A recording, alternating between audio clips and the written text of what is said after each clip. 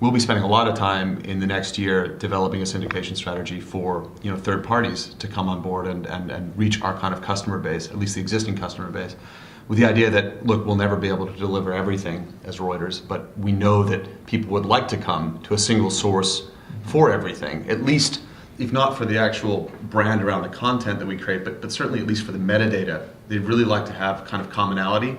The reality is people in newsrooms and publishing sites don't like going to kind of 4 or 5 different or 6 or 7 different sites to pull content. We know that, and we have that message quite clearly inside our thinking.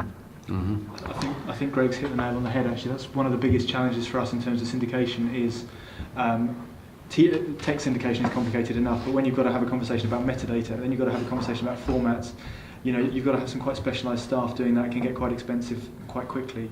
Mm-hmm. So it needs a massive piece of simplification. Mm-hmm.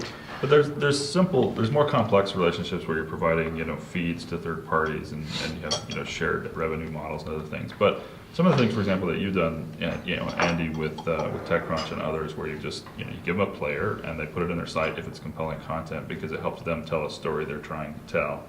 And you've got content that helps with that process.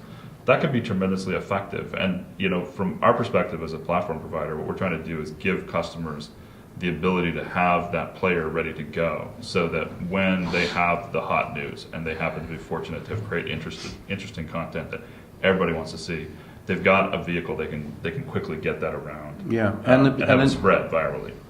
And the new audiences and young people, they're not necessarily going to the BBC homepage or CNN homepage. They're going to Facebook and they're doing search or they're.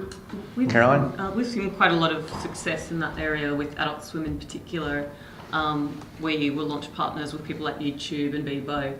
And unlike, as you were saying, not putting branding around it, we thought, well, people actually don't necessarily know the brand Adult Swim, and they might enjoy this clip, but then they would want more and also want to sort of learn more, in the gaming area. It may not just be around video. So we've got, opening branding with the URL in it, but also replace the static TV bug with the URL as the bug. And we've seen some great success. And it's not only just been on the big players like YouTube, but also just in blogs. And we've sort of traced that journey and found that since spikes in our traffic relate to just somebody else having embedded our videos on their blog, and that's actually impacted on our site. So I think there's a lot of opportunities there. Yeah, there are a lot of opportunities.